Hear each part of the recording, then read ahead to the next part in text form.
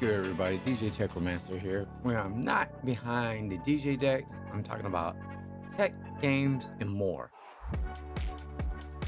So, it's been a couple of months that I've been working on this project that I've been calling Project Fightbox.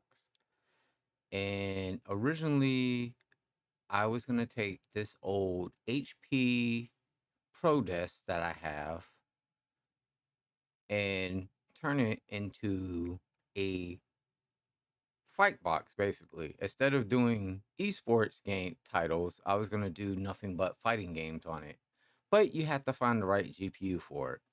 So at first I thought the right GPU was going to be the arc A380, but the arc cards need in the BIOS resizable bar. So even though on paper the ARC A380 looks to be a phenomenal card, if you try to put it in an old system that does not have resizable bar in its BIOS, it's going to run like crap.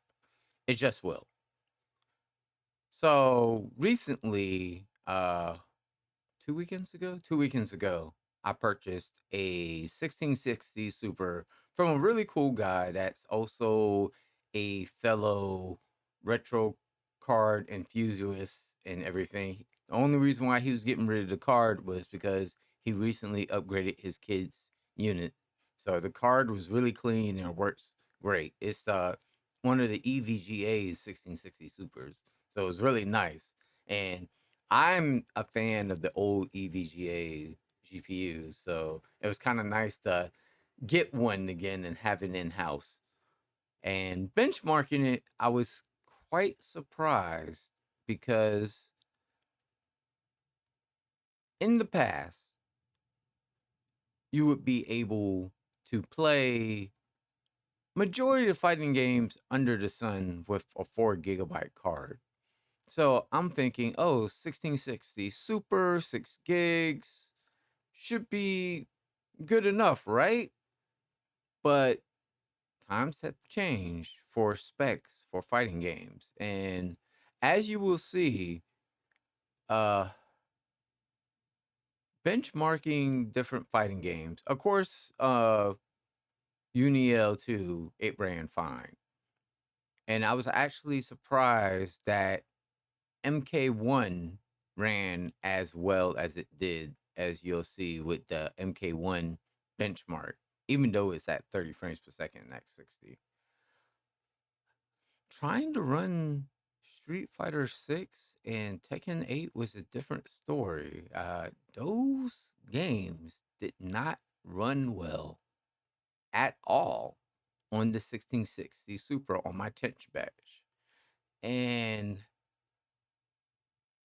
I was like, wow, we're definitely in an era that if you want a cheap fight box, a cheap fight box has to have nowadays at least 8 gigs of RAM.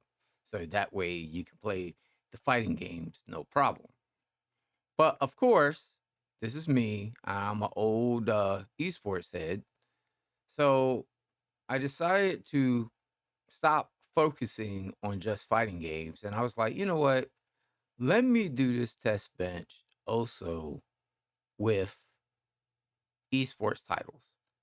So, of course, as always, everybody starts off with Overwatch. Overwatch is well optimized. It ran fine. From there, I went to Halo Infinite.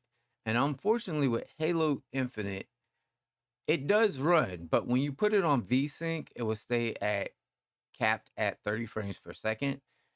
The card can run at 60 frames per second, but you got to take VSync off. And actually, you'll get more than 60 frames per second, but you'll get screen tearing. So it's a matter of, do you want a smooth experience in VSync or do you want screen tearing but able to play at 60 frames per second? So, you know,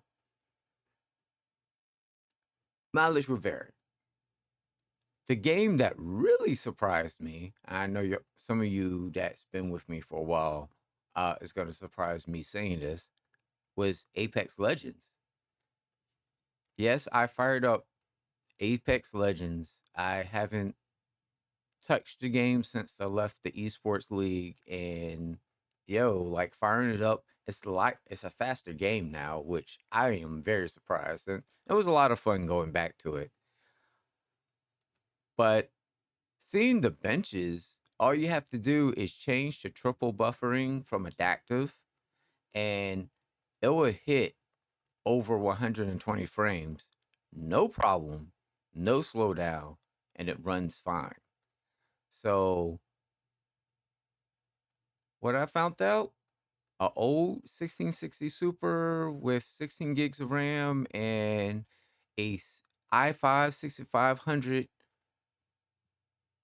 6th gen CPU does really well in esports titles.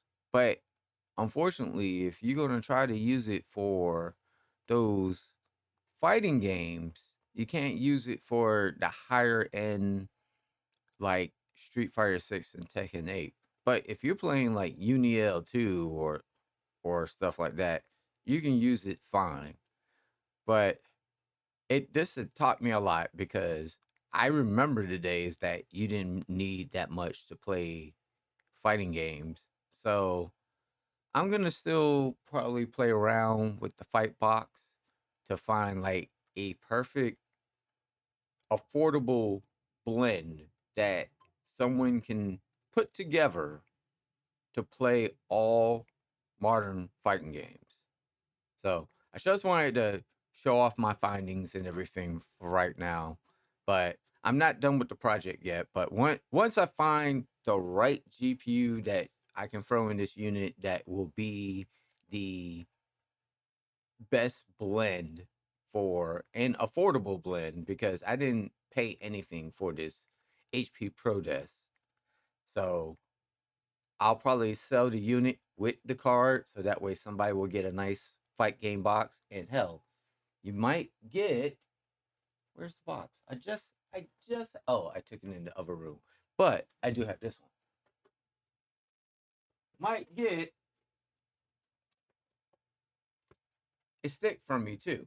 So stay tuned for that. But I gotta finish the project first, and stay tuned for that, and I will get it going. And now I'm knocking down everything. All right, guys. I hope you enjoyed this video.